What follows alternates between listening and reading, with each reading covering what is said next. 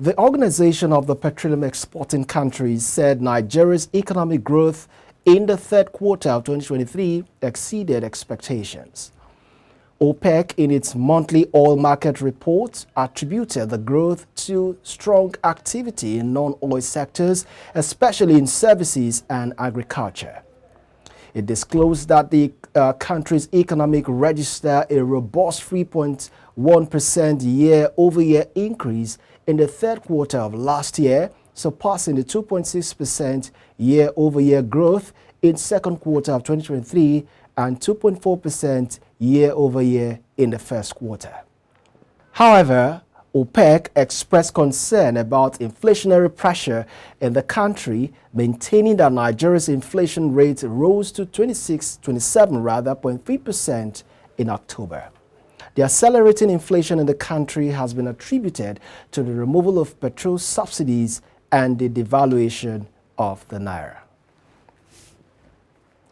Foreign investment in Nigeria's manufacturing sector fell by $326 million, which is 54%, to $279.5 million in the third quarter of 2023 from $605 million recorded in the second quarter.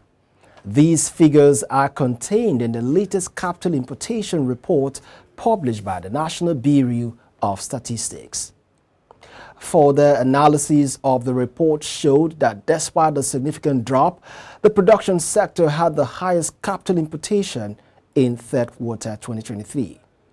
The sector was closely followed by the finance sector, which brought in $127.9 million as capital importation during the period on the review. Recently, foreign investments in Nigeria have been on decline as NBS data showed that investment dropped by 35% from $392.5 million in the fourth quarter of 2022 to $256 million in the first quarter of 2023. Commercial and merchant banks increasingly depended on liquidity from the Central Bank of Nigeria in 2023 as their borrowing from the Apex Bank grew by 32.07% to 19.81 trillion naira in the year. From January to December 2023, the bank's borrowing from the CBN outgrew the 15 trillion naira they borrowed in 2022, according to the CBN data. Commercial and merchant banks borrowed from the Apex Bank using the standard lending facility window and deposit cash with the Apex Bank using the standard deposit facility window. The SLF is a short-term lending window for commercial and merchant banks to access liquidity to run their business operations. The CBN lends money to banks through the SLF at an interest rate of 100 basis points above the monetary policy rate. Nigerian electricity companies are short of an estimated 2 trillion naira, approximately $2.5 billion, and need new investors to revive the industry that can barely supply power to its 200 million residents. An advisor to President Bola Tinubu on energy, Olu Vehinjane, on Thursday said power companies in Nigeria are over-leveraged and undercapitalized, which has limited their capacity to invest in distributing electricity to households. Nigeria generates and supplies between 3,500 megawatts and 4,500 megawatts to the millions of citizens across its 36 states and the Federal Capital Territory.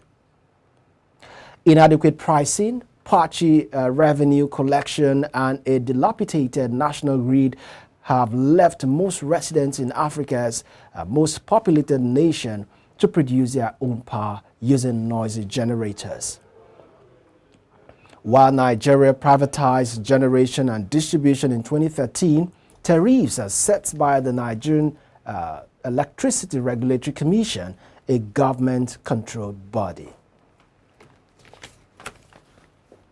The Lagos Chamber of Commerce and Industry has said that bringing private sector investment into the transmission segment of the power sector would ensure adequate technical and financial capacity. The Chamber, which stated this in its New Year statement, signed by its Director General Dr. Chinyere Alomna, said there is an urgent need to address the structure of the power sector.